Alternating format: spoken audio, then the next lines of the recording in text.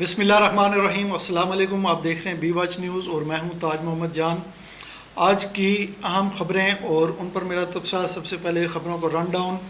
6 जज साहिबान के ख़त पर बनने वाला इंक्वायरी कमीशन सांस लेने से पहले ही ख़त्म। बात बहुत बढ़ गई है। इस्लामाबाद हाई कोर्ट के 6 फाजिल जज साहिबान ने आइन के आर्टिकल 184(3) के तहत सुप्रीम कोर्ट में पिटीशन दायर करने का फ़ैसला कर लिया है। इसके अलावा खैबर पख्तूनख्वा की हुकूमत या असम्बली ने सेनेट से टक्कर ले ली है। ये क्या मामला है, इस पर बात करेंगे। और फिर आखिर में खुद साख्ता कोर कमांडर पुलिस के हथे चढ़ गया, ये क्या मामला है, इस पर भी बात करेंगे। ख़बरों की तफसील में जाने से पहले जैसा कि मैं आपसे हमेशा रिक्वेस्ट करता हूँ, बी वॉच सच के साथ खड़ा है। हम सच को प्रोमोट कर रहे हैं, हमारी आवाज़ सच के साथ है। आप भी हमारे साथ शामिल हो जाएं। इस आवाज़ को मजबूत करने के लिए, प्रोमोट करने के लिए बी वॉच को सब्सक्राइब करें और बेल का आइकन दबाकर इस अमर को यकीनी बनाएं कि जब भी कोई वीडियो अपलोड हो सबसे पहले आप तक पहुंचे। ख़बरों की तफसील जी, आपको पता है इस्लामाबाद हाई कोर्ट के 6 जज साहिबान ने जुडिशल कमीशन को जो ख़त लिखा था वो बड़ा हार्ट इशू बना हुआ है। सरकारी सतह पर, दफ्तरों में, मार्केटों में, खेतों खलिहानों में, हर जगह यही डिस्कस हो रहा है। हर बंदा इसी पर डिस्कस कर रहा है। फिर कानूनी माहिरीन और तजिया निगार जो हैं वो इसमें से नए नए नुक्ते निकाल के ला रहे हैं। कोई क्या कह रहा है, कोई क्या कह रहा है। इस ख़त पर सुप्रीम कोर्ट ने फौरी तौर पर रद्द-ए-अमल देते हुए जो ना सुप्रीम कोर्ट के जो चीफ जस्टिस हैं काजी फाइज ईसा, उन्होंने इजलास बुलाया था। उस इजलास के बाद आपने देखा प्राइम मिनिस्टर जो हैं वो फिर चीफ जस्टिस से जाके उनके चैम्बर में मिले। उसके बाद फिर जो ना फुल कोर्ट इजलास हुआ सुप्रीम कोर्ट का। उसके बाद फिर हुकूमत जो ना एक इंक्वायरी कमीशन बनाया। इंक्वायरी कमीशन जिसको लोग जो ना तजिया निगार और लोग मट्टी पाव कमीशन भी कह रहे हैं। और ये भी कहा जा रहा है कि इंक्वायरी कमीशनों की खामोश दीवार में एक और ईंट इस कमीशन की रिपोर्ट की सूरत में लगने जा रही है। ये भी कुछ लोग जो ना वो कह रहे हैं। इसके अलावा हालात व वाक़यात से लगता यह है कि मामला बहुत लंबा हो गया है, बात बहुत बढ़ गई है। और सुप्रीम कोर्ट, बार एसोसिएशन और चारों सूबों की बार्स जो हैं और इसके अलावा वकील जो हैं उनकी बहुत बड़ी तादाद जो है वो भी अदलिया के साथ खड़ी है। उन्होंने अपना जो ना इस बात का इज़हार किया है कि हम अदलिया को अकेला नहीं छोड़ेंगे। फिर हमने देखा कि गुज़श्ता 1-2 रोज़ में जो ना 300 जजों ने नया ख़त लिख कर जज साहिबान की जो शिकायत हैं उनको सुनने और उसके इजाले के लिए जुडिशल कमीशन का मुतालबा किया है। इंक्वायरी कमीशन के सरबराह जो हैं उनके साहबजादे साकिब जिलानी वो भी इन 300 वकला में शामिल हैं जो ये मुतालबा कर रहे हैं कि इस इंक्वायरी कमीशन के बजाय जो है ना मामला जो है वो जुडिशल कमीशन में लाया जाए और वहाँ पे इस मामले को सुना जाए। और यूँ इन्होंने जो है ना इस इंक्वायरी कमीशन पर अपने अदम एतमाद का इज़हार कर दिया है। अब शुनीद ये है कि वो 6 फाजिल जज साहिबान जिन्होंने ये ख़त लिखा था वो आइन के आर्टिकल 184(3) इसके तहत सुप्रीम कोर्ट में एक पिटीशन दायर करने जा रहे हैं।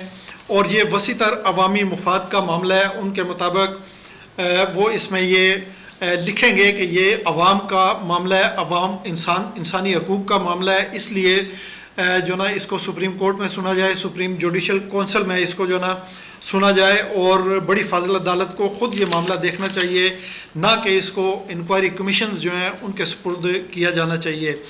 और अगर ये फाजिल जज साहिबान ऐसा करते हैं तो हुकूमत के तश्कील करदा इंक्वायरी कमीशन पर यह ज़ाहिर है उनका अदम एतमाद होगा। और लगता यह है कि हुकूमत के लिए बड़ी सख्त मुश्किलात जो है ना वो आने वाली हैं। एक तो ये मामला जिसका मैंने अभी जिक्र किया है कि वो फाजिल 6 जज साहिबान जो ना वो इंक्वायरी कमीशन जो हुकूमत ने बनाया उससे मुतमईन नहीं है और वो आइन के आर्टिकल 184(3) के तहत पिटीशन दायर करने जा रहे हैं वसीतर अवामी मुफाद और इंसानी हकूक़ का मामला लेकर। इस पर सुप्रीम कोर्ट जो है ना वो अज़ खुद नोटिस भी ले सकती है और ये पिटीशन वहाँ पे उसके लिए सुनना जो ना बड़ी अदालत के लिए वो लाजिम होगा। और इससे भी हुकूमत को बहुत सारी मुश्किलात और सुबकी का सामना करना पड़ेगा। इसके बाद फिर जो ना आपने सुन रखा है कि ईद के बाद जो है पाकिस्तान तहरीक इंसाफ, जमात इस्लामी और जमीयत उलमाए इस्लाम जो है वो धांधली के ख़िलाफ़ जो है ना मुल्क भर में तहरीक शुरू करने जा रही हैं। उसमें अवामी रैलियाँ भी होंगी, जलसे जुलूस होंगे और इन लोगों का ये कहना है, इन तीनों जमातों का, शायद इनके साथ कुछ और जमातें भी मिल जाएं जिनके साथ कोई इस तरह का मामला हुआ है, तो ये एक तहरीक जो है ना ज़ोर पकड़ेगी और हुकूमत पर बहुत ज़्यादा प्रेशर आएगा। एक तो ये मामला जो है जजों वाला, और ऊपर से जो है ना ये तहरीक फिर जजों के साथ जो है ना, आपको मैं बता चुका हूँ ऑलरेडी कि सुप्रीम कोर्ट बार एसोसिएशन, चारों सूबों की बार्स और वकीलों की बड़ी तादाद जो है वो अदलिया के साथ खड़ी है और वो इस अज़्म का इज़हार कर रहे हैं कि हम अदलिया की आज़ादी पर कोई समझौता नहीं करेंगे। तो इन सब हालात व वाक़यात को देखते हुए ये कहा जा सकता है कि आने वाले दिनों में हुकूमत के लिए बहुत ज़्यादा मुश्किलात खड़ी होने वाली हैं और हुकूमत, वो अंग्रेज़ी में जैसे कहते हैं कि इन द हॉट वाटर्स, तो वो हॉट वाटर्स गर्म पानियों में उतरने वाली है और उसके लिए संभलना जो है और बचना वो कैसे मुमकिन होगा, किस हद तक होगा, ये आने वाले हालात व वाक़यात जो हैं उनको देख कर सुन कर ये जो ना कुछ पता चलेगा। इसके अलावा जी दूसरा मौजू मैंने आपको बताया था कि खैबर पख्तूनख्वा की जो हुकूमत है उसने सेनेट के साथ टक्कर ले ली है। ये क्या मामला है? असल में सेनेट के इलेक्शन होने जा रहे हैं 2 अप्रैल को। आज 1 अप्रैल है, 2 अप्रैल कल यानी सेनेट के इलेक्शन होने जा रहे हैं। वफाक में, सिंध में, बलूचिस्तान और पंजाब में तो यकीनी है कि यहाँ पे जो ना इलेक्टोरल कॉलेज जो ना असम्बलियों के वो कंप्लीट हैं और ये इलेक्शन हो जाएंगे। लेकिन खैबर पख्तूनख्वा में मखसूस नशिस्तों पर जो लोग जीत कर आए थे उनका अभी तक हलफ नहीं लिया गया और ना ही असम्बली का इजलास बुलाया गया ताकि वो हलफ ले सकें।